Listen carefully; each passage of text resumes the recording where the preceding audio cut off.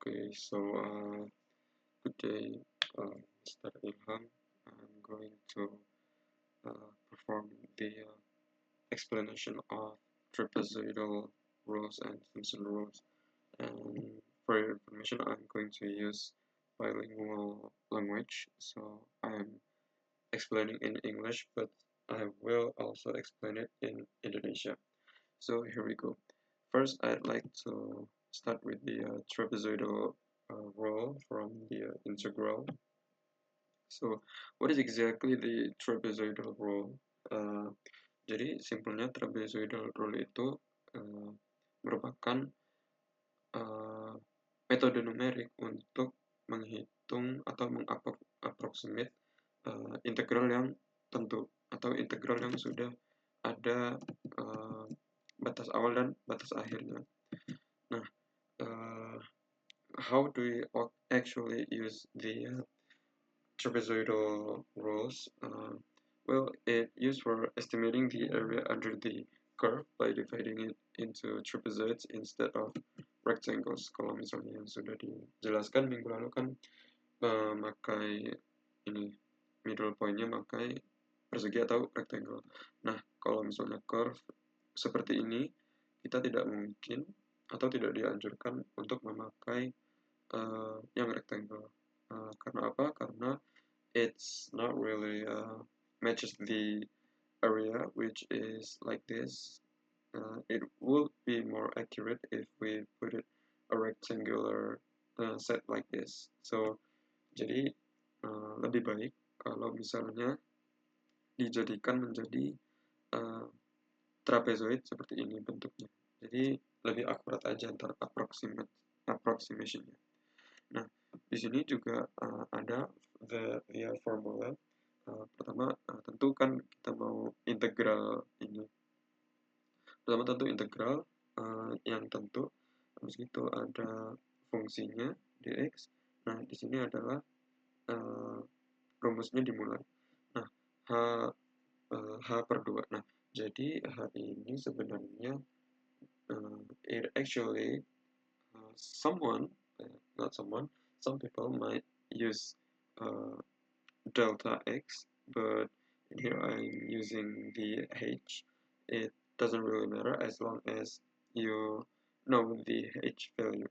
Okay, so and then we got the f index 0, and then the middle point, which is 2f x index 1, and then the x2. This is basically the same, the 2fx and minus 1. It's basically the same. This is the general way to use the formula, but if you don't want to use this, we're using this instead. Oke, jadi gitu. Nah, mungkin berikut langsung ada soalnya. Kita disuruh mengaproksimate sebuah integral menggunakan trapezoidal rule dengan n2. Nah, cara menjawabnya itu adalah kita memerlukan yang namanya itu tadi apa delta x, value dari delta x atau h-nya di sini. Nah, cara menghitung cara kita tahu value dari delta x itu adalah dengan mengurangi b atau integral atau limit terakhir kita sama limit awal kita. Kan di sini ada 3 sama 1, berarti ntar 3 kurangi 1 per n. Kan di sini n-nya udah ada 2, jadi 3 kurangi 1 per 2. Seperti ini. Nah, ketemu 1. Nah, kita udah nemu nih satunya. Setelah itu kita langsung applying that to the formula. Belum diaplikasikan, tapi kita simpan dulu buat nanti pas udah diaplikasikan. Next kita bakalan menghitung indeksnya berdasarkan yang kayak ini tadi, bukan yang. Nah, kita harus nemuin x value-nya juga. Di sini kan karena ada 2 ya, jadi indeksnya itu ada 3, 0, 1, dan 2. Nah, cara dapatnya itu bagaimana? cara dapatnya itu adalah masing-masing X itu dengan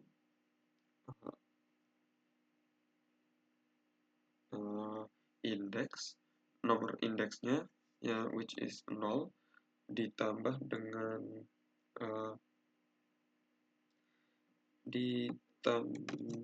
ditambah nomor indeks ditambah.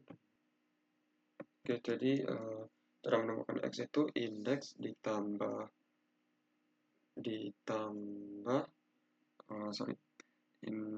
nomor indeksnya. Di sini kan 0, kita cari jadi ada 3, 0, 1 sama 2 karena di sini n-nya 2. Jadi cara nyarinya masing-masing x0 itu nomor indeksnya 0, ntar ditambahin sama ini integral a. Jadi yang bawahnya starting point-nya.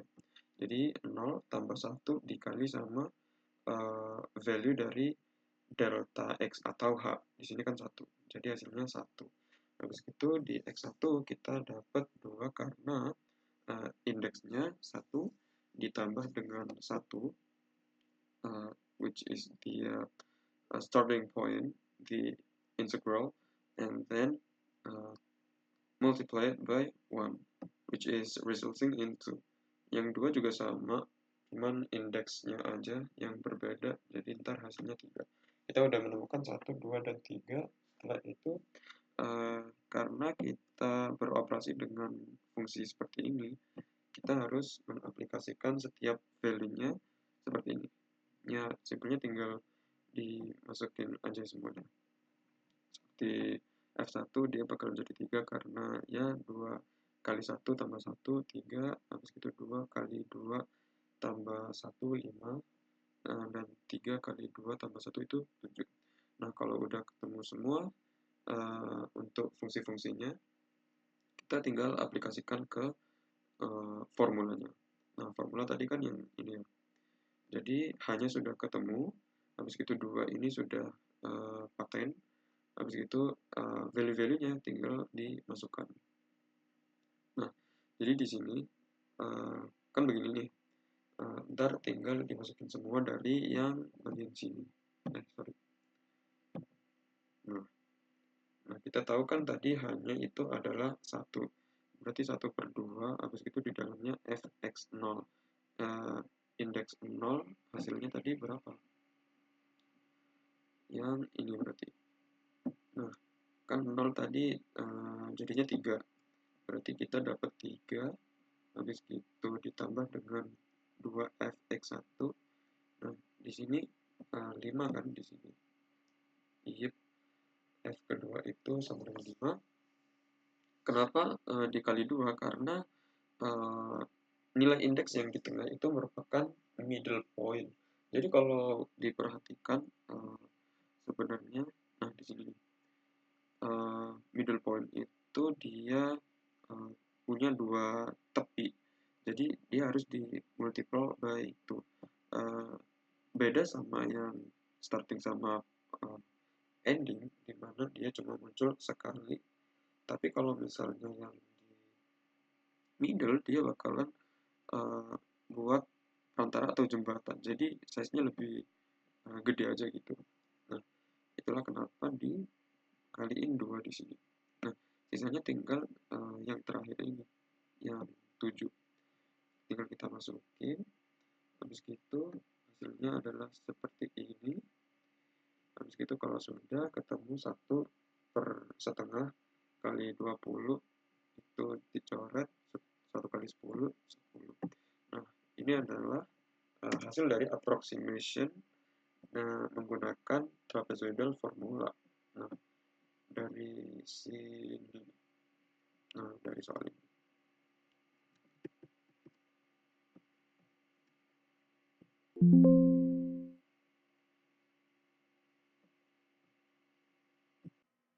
Oke, jadi buat Simpson dulu mungkin saya bakalan pakai bahasa Indonesia.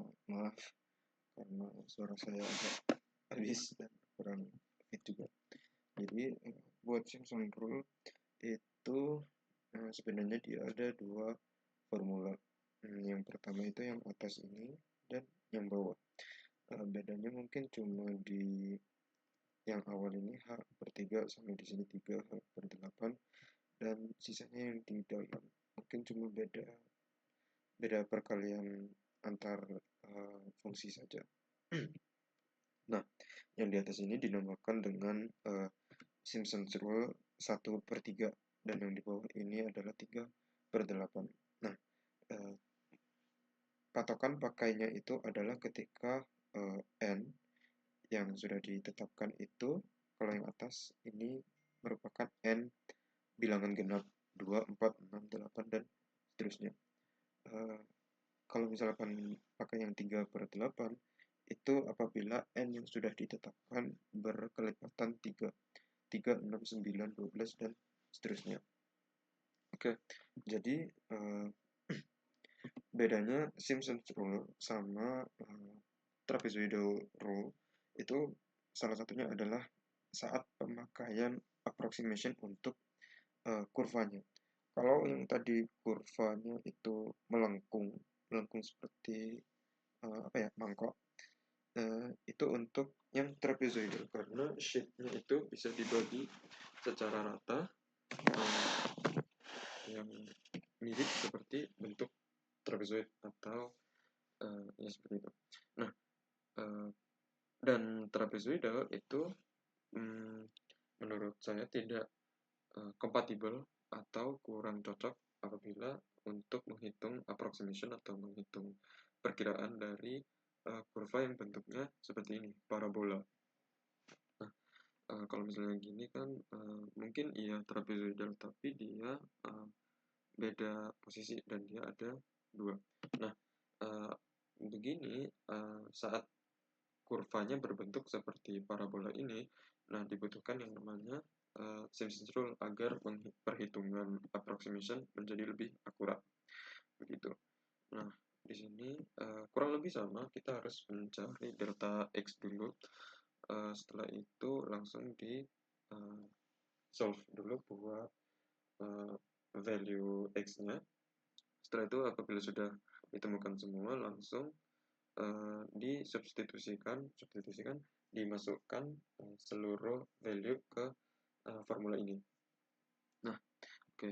Jadi di sini aku udah ada use Simpsons sepertiga rule with n 4. Nah, karena n-nya 4, kita bakalan pakai Simpsons 1/3 rule. Nah, di sini soalnya x pangkat 2 fungsi sama dengan x pangkat 2 tambah 1 dx. Integral jangan diapa-apain dulu, kita bakalan hitung delta x atau nilai h-nya. Nah, di sini h-nya seperti biasa kayak tadi, itu adalah b kurangi a, b-nya itu adalah 4, dan a-nya itu adalah 0. B itu titik akhir dan a itu titik awal. Jadi 4 kurangi 0/4. 4 ini adalah n, itu hasilnya 1. Kita sudah ketemu 1 untuk h, dan selanjutnya kita bakalan cari nilai dari x dari masing-masing indeks. Karena di sini n-nya ada 4, berarti kita punya kurang lebih 5 indeks. Nah, begitu. Nah, dari 0, 1, 2, 3, dan 4. 0, 1, 2, ya, ada 5 value. Nah, caranya juga sama seperti yang kita tadi.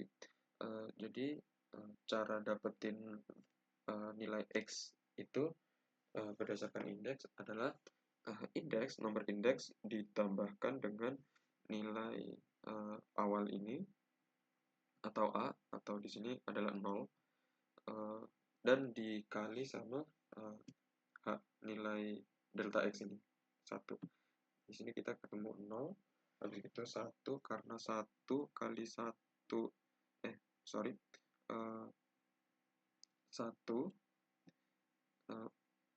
dari sini dulu dah. 0, kenapa bisa 0? Karena indeksnya adalah 0, kita tambahkan dengan awal itu adalah 0, habis itu kita tambahkan kalikan dengan h itu adalah 1, berarti hasilnya 1. Habis itu kalau misalnya x1 indeksnya kan 1, berarti ditambahkan dengan nilai awal which is 0, itu adalah 1 masih, habis itu dikalikan 1, jadi hasilnya 1. Di sini juga sama, 2 kali 1, 3 kali 1, 4 kali 1. Dan ditemukan semua 55 value-nya. H sudah ditemukan, value index-nya juga sudah ditemukan. Tinggal kita masukkan semuanya ke, sorry, belum dimasukin ke fungsi ya. Jadi kita masukin dulu, seperti biasa. Kita tinggal hitung, berarti ini kuadrat. Berarti X-nya di sini misalnya ada 1, berarti 1 kuadrat tambah 1, berarti itu 2, habis gitu sisanya 5, 10, 17. Sorry, 1, 2, 5, 10, 17. Itu 5-nya. Kalau sudah, tinggal kita aplikasikan ke formula. Begitu.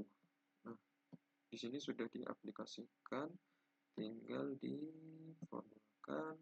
Setelah itu ditambah-tambah-tambah. Setelah itu ketemu hasilnya segini, 376. Kalau sudah, tinggal dibagi saja 76 bagi 3 dan hasilnya kurang lebih